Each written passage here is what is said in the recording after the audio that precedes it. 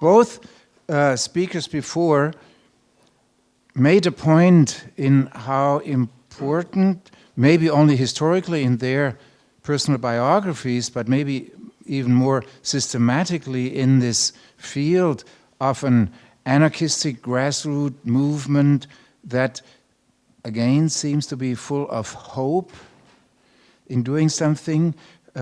Somebody, he's not here now, mentioned that there had been these science shops starting in the early 70s, if I remember correctly, and that was full of great hope. Before, 10 years before, in California, you had, in Vancouver also, you had little corner stores, that were not being used as stores anymore, but somebody had a computer, usually a PDP, to put there, and under the heading of community utility services, another grassroots movement happened for a while. Now, what did they do there? We have the computer, you have something to sell, you want something to buy, we organize this here. And so there's always, and then of course the internet with the greatest of all hopes. Yes, I will never, I hope, give in to, and these movements seem to fail because they don't fail. They cannot fail. It's impossible. People get changed.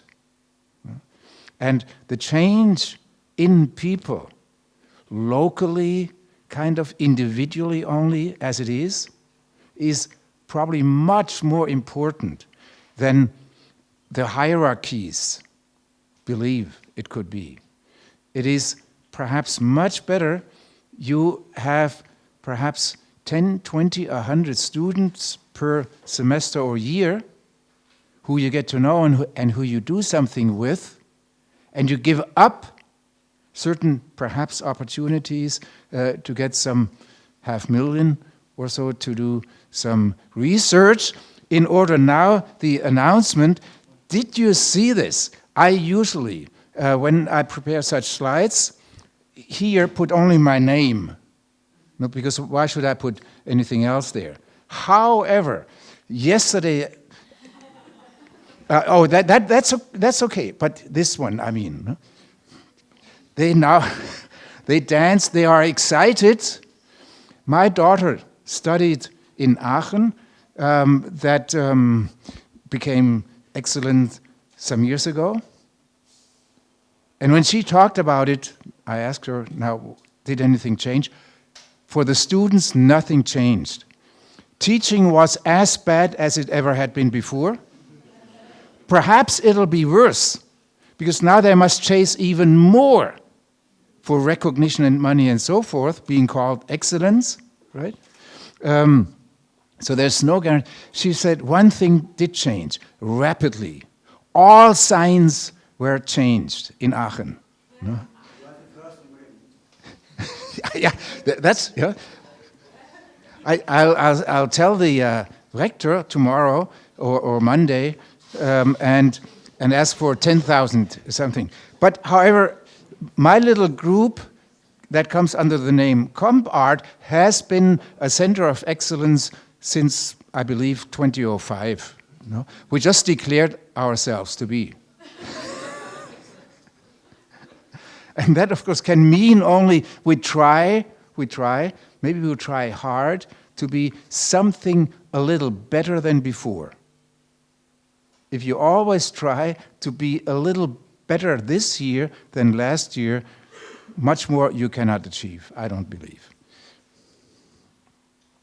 When you hear the beauty of mathematics, you should get bored immediately. I at least get. And then maybe you allow yourself to think of, now what the hell could that be? The beauty of mathematics. And what could it be? Well, there's, of course, as always in the world, two orientations. One is, maybe we're thinking of the products, the results of mathematics, no? Something that comes out of mathematics. And we then consider that piece, that process that, whatever it is, from the point of view of beauty. The other approach would be, and that's the one I want to take in the talk, the other approach would be that we look into mathematics itself, not its products, conspicuous. You have piles and piles of books about mathematics in art, art in mathematics, beautiful mathematics, beautiful art, mathematical art, and so forth. Piles, and there have been new publications in this direction, lots of. Look at an artist, perhaps, like Josef Albers, who was not a mathematician at all, but who as an artist decided in his late years only, really in his late years, but still at Yale, he decided, okay, what is painting in his case about? Well, it's about forms and colors. And he decided the form problem I have been working on for a long time, kind of, very constructive always, but I now want to give it up, and I decide I have only one form in two variations, the square. 4 or 3 squares. I read recently in an art historic book, these squares, 4 by Albers, are concentric. This person can never write about, but he can never have seen an homage to the square by Albers, because they are not concentric. The entire idea is that they are not concentric. So concentric is a nice word. That comes from mathematics. So if you don't understand a thing, you use it because it sounds nice. I'm probably doing injustice here. Okay, so the golden section, that's of course what comes to your mind when you think, and the golden section, of course, like everything in Europe, is about 2,500 years old. Because nearly everything in Europe was done first by the Greeks. The Europeans are currently treating them a little differently. Tomorrow, no? So the Greeks already knew about the golden section. And others, of course, took it up and researched it deeper and deeper. There be one thing, this will not be my topic, where the Greeks had no idea of yet. And that's using machines in order to, now should I say think? No, in order to calculate. This they had no idea of. That's our topic, that's why we are here, right?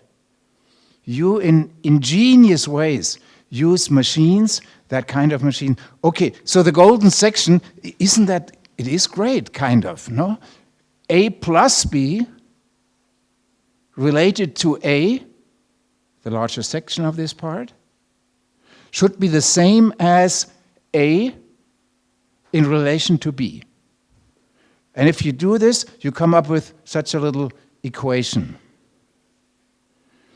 Phi, and I put up a big capital and a small phi there, because Phaedrias was the first in Greece, who thought about the golden section, and therefore in the 19th century only, a German mathematician suggested one should use phi to celebrate him. This little equation comes up, and then you see it's enough that you remember a bit of your high school mathematics in order to solve it. Do it secretly or Google it, and then this is the result. You know, of course, there must be 2 because it's square, but the other one is negative, minus here. So there's this square equation has one positive solution, and it's 1 plus square root of 5, half of it. And if you start calculating this, I came across a document where this is about 1,000 decimal places, and it's fun, of course, So this is a funny number. Because if you calculate 1 over phi, it'll be 0.61803 and so on. So there is a secret in here, in that number, in that relation. And people who take, the golden section is also called the divine section, and they discover it in outer space, in nature, in constructions, of course, also. They discover it everywhere. Most of those don't really satisfy this ratio. It's in particular one of the myths about the golden section that books, the sizes of books, and many paintings of artists are done according to 1.61 width over height, or the other way around. Somebody tested 545 books, none of them. Somebody else tested 380, almost all of them. Okay. In this kind of research, you find what you want to find. The golden section, that would be one such thing that comes to mind. And then, of course, since we're in Bremen, fractals. Great movement, totally dead now, right? Fractals were a grassroots movement to some extent in the 80s. All school teachers did fractals. They are so bad in mathematics, school teachers, that they have no idea how to keep the interest of kids. Kids are extremely interested in mathematics, and it takes only 1 or 2 years, first and second grade, and this has been destroyed. This is the essential result of all school education in the Western world. To destroy the immediate interest of kids. That must be done. Because school, of course, is not an institution for you to develop your personality. It's for the system to tell you, hello, sit down, and shit when I tell you. Or something like this. Right? You're now not going to leave the room. No, because you must, and so forth and so on. Think of anarchists like him would be teachers. No? Think of, we would succeed in sneakingly, in that small little school perhaps, get of the 50 teachers there, 10 anarchists. No? And we even succeed in this year, first grade, we teach them. And we get this anarchistic shooting through, yeah. Okay. So fractals, this was great. Mathematics behind, Heinz Otto Peitgen, world hero. That's where he started. In the US university bookstores, for several years, when you passed by the counter to pay your books, there were piles of these books, there's more, for you to grab out. Bestsellers. And this movement disappeared. Why? Because it's way too, first of all, kitschy. The art content is close to zero. It's only a historic thing that happened. It's kitsch. This is pure kitsch. Bestseller. Springer Verlag.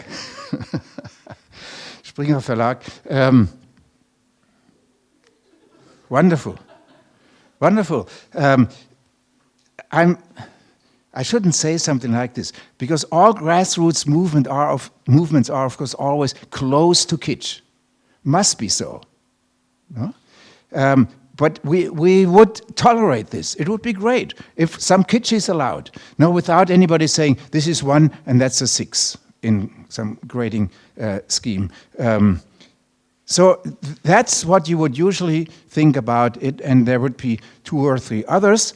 I want to bring in as a little historic hint only, and what came out of this, these 2.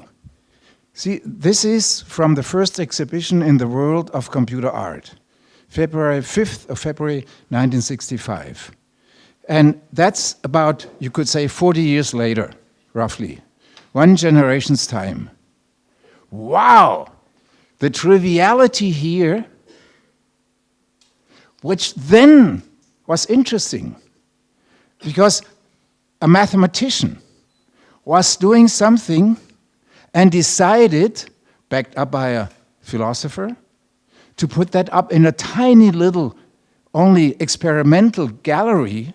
It was not even a commercial gallery. Put it up and claim, hello, this is art. That was the revolutionary moment in 1965. You know, it was not revolutionary that this or so many other pieces were absolutely great. They were not. They were really not. There's a few out there you can see. No, the fact was revolutionary that these people claimed, by putting it into galleries, this is art. Now it is. Casey Rees, whose name you probably all know, no? He has his own style. And that style is so strong that others are copying it. And that style, to a large extent, is caused by the software. Not totally, that would be stupid to claim. The software is the technique. It's done by processing, and the programming system language processing allows for certain processes to easy, without you being a mathematician, to describe. Here we are. This is far away from what you are doing, FabLab. I'm aware of. But there is little connections, maybe. And within 40 years, that movement, 1 generation, is really present. That was esoteric. Nobody knew. No? It took a little while that people even started to ask, now, should we accept or should we not? So, but I don't want to talk about that either. However, in the end, I'll get back to it. This is from the Manifesto. That's actually the start, I would say, in hindsight, of the Manifesto of computer art. Max Bense, the aim, it's originally in German, the aim of generative aesthetics, that term was used in 1965. And we now have generative music, generative architecture, generative art, generative design, generative everything. But the term is from 1965. And Nees, who was the author of that one drawing, was the first, again, in the world who got a PhD in computer art in 1968. And the title of the PhD thesis is Generative Computer Graphics. The world doesn't know this. Well, it's amazing. But, of course, what people then did under the title of generative had some connection to what people now understand and was totally different. It was theoretically somewhere up there where you would not go. That would be too esoteric to you. You are down to earth, really. You know what you are doing, and you don't talk about it much. But what is the same still, that is the digital machine is being used. The digital principle. The automatic generation of something where you may or may not take an influence as it is happening. The production of probabilities of innovation. See, this is the abstract formulation, but we see here mathematics appearing. Or the deviation from the norm. That's a little revolutionary. Deviate, no? If I had money to start a school, the entrance door would have the word deviate. When you enter here, deviate. Shouldn't we do this? Wow! See, that's an equation. Now we are in mathematics. And I will torture you a bit, no? My time is up. This is the rendering equation. This is the rendering equation, and that's sensational. I don't read it to you. It's hard to read, and you see an integral sign there. It's a difficult equation. However, there is no other subfield in all of computer science, with the exception of computer graphics, where that comes from, that is capable of expressing what they are doing in just one equation. If you were my students in computer graphics, then we would study this thing here. You cannot solve it. It's absolutely powerful. It contains the solution to all situations of the following kind. We have some scenery, this here. And we have some light also, fortunately, otherwise we wouldn't see anything. Given this an algorithmic description of the scene and an algorithmic model of the illumination, then this equation gives you the image. Because this is such a powerful expression in this short line only. It is beautiful. This is beautiful in mathematics, from my point of view.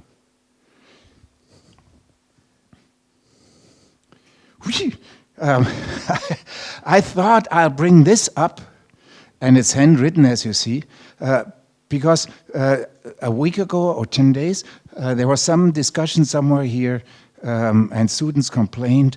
Students of computer science, they spend too much on the numbers with us. So I thought, heaven's sake, be thankful that they tell you something about the numbers. Natural numbers we all know, 1, 2, 3, 4, 5. But no end.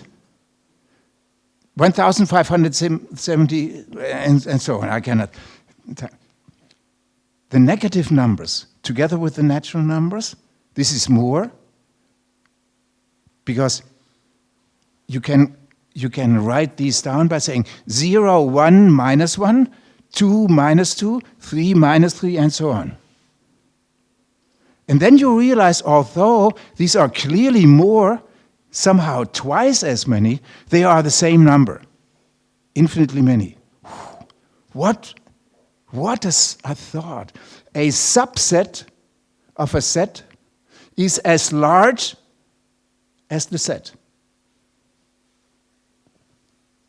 Beautiful. Beautiful, because we don't understand it. We don't grasp it immediately. And that's the essence of mathematics is pure beauty. The rational numbers. So a half, a third, a fourth, and so on. And there's many more. There's infinitely many. No? Because you take 1 over 2, 1 over 3, 1 over 4, 1, 2 over 1, 2 over 2, 2 over 3, 3, 4. There's infinitely many, infinitely often. Infinite times infinite is infinite. It's not more. So infinite square is also infinite. Beautiful. But rational numbers are just pairs of two natural numbers. Oh, another expression. Real numbers, I don't get into them because now we would twist our thinking. Here's a number and there's a number. There's always one in between. Now they are already only 1/1,000,000th of a millimeter distance between them. There's still infinitely many between. And you make it shorter and shorter. And there's still infinitely many between. Wow.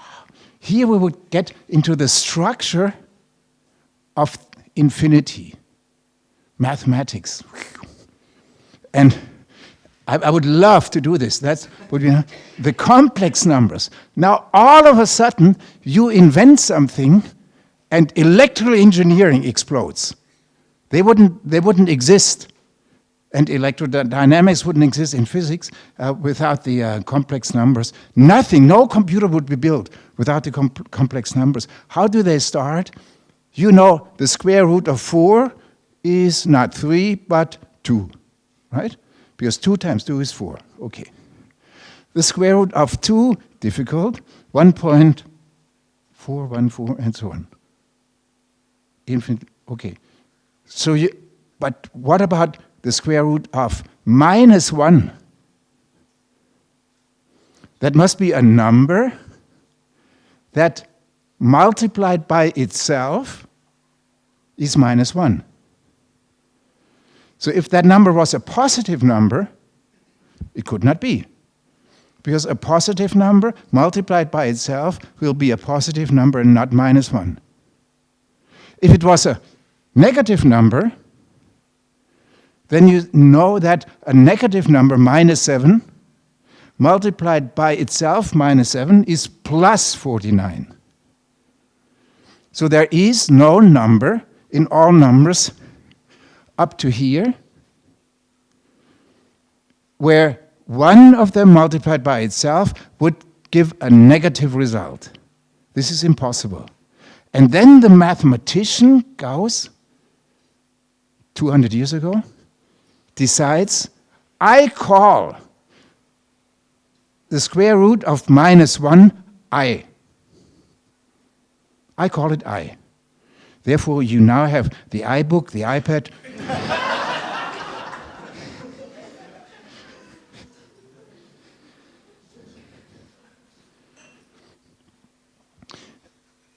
I should have more time. 1 plus a half plus a fourth plus an eighth, we all understand. No? And you calculate that in your head, it's quite easy. No? 1/8 plus 2, 3 plus 4, 7 plus 8, 15/8. No? So this is a little less than 2. No problem. Now you say, okay, I could add a 16th, and the mathematician, of course, and my time, tell me, okay, go up to the nth of these. That would be the zeros, the first, the second, third, the nth. And continue into infinity. Add up to here, we had only 4 to add up. No problem. But why shouldn't we allow ourselves to continue doing this, doing this, doing this? You would say, well, if I add and add and add, that must become more and more and more. Yes, true. And where will this end? No? Of course, I will die before. That's okay. Because your son then continues. No? And you do this. That would also be a great project for the... So you do a little thing here. Let's assume there is a number that would tell us that's its value. We could then, if we assume there is that number, we could say, okay, let's divide that by 2. Then what do we get? 1/2 plus a half over 2 plus this over 2 and so on, right? So we get close to the same as up here. And if you do this, you say, okay, take this and subtract that. Then this goes away, that goes away, no? They all go away, and 1 is left. Therefore, s minus s over 2, if this has a sum, is 1. You multiply that by 2, so you get 2s minus s is 2. This is 1s, so s is 2. This is a beautiful argument. because you write up something and you have no idea what it could be. And then you do this little observation. This is creativity here. Why do this? You observe it. You don't know why you do it. And then you come up, if there is such a number, it must be 2. So there is such a number, I have it. That's a beautiful argument, if you ask me. You have heard of the supposedly communist Friedrich Engels, who wrote in The Dialectics of Nature, to the common mind, it is absolutely unbelievable that such an infinite series, as it is called, could have a number, could have a value. However, where would we be if theorems like that wouldn't exist? Nothing that we live by could be observed. I guess I skipped this. That would be on the Turing machine. A great. What's the date today? Two more minutes. 2 more minutes. How do I do this without killing myself? Today is the 17th. 16th. 1 week from today, on the 23rd, next week, Alan Turing. That will be Alan Turing's birthday in 1912. So next week, Alan Turing 100. This is Alan Turing's year. Okay, and yeah, I skipped this also. I wanted to do this as you see, because isn't that great? You define something that has that name, and you define it by using it. I would have loved to talk about this, because this is the essence of all of programming. And it's a purely aesthetic argument. It's usually called recursiveness. Computer science is the research of what the mathematicians had invented, recursion. Computer science is the science of practical recursiveness. And therefore, it is in itself aesthetic. However, as always, those who do it, computer science, don't know this. Therefore, they will never understand. That's okay, because they do something. There is a little, it's absolutely important that when you want to learn something, just do it. But you should also reflect. I decided to come back from this shortened little hike into some aspects of mathematics by showing you 2 more images, Bernd, and then I'm done. I'm showing you images. Before these were formula. But we were at mathematics. We paid a little visit. We just looked through the door into the mathematicians who are sitting there. At times, they leave their offices and they go on a walk. For instance, if they are Kurt Gödel in Princeton, in times of Nazi Germany, he goes on a walk together with Einstein. And Einstein says, you know what, Kurt, you are the only one who can understand what I'm doing. And Gödel proved that it is impossible to ever come up with a rich enough mathematical theory that would not contain contradictions. He proved this by using mathematical argumentation. So mathematics is so beautiful that it can, all by itself, prove something that you would never hope you must prove. Namely, that your aim, we want to mathematize all the world. This is not possible. Therefore, we can be so happy artificial intelligence is as dead as it ever was. No, it's impossible. Please, never. Do fabbing, labbing, no, and never believe in artificial intelligence. Rather believe in your Manfred Mohr.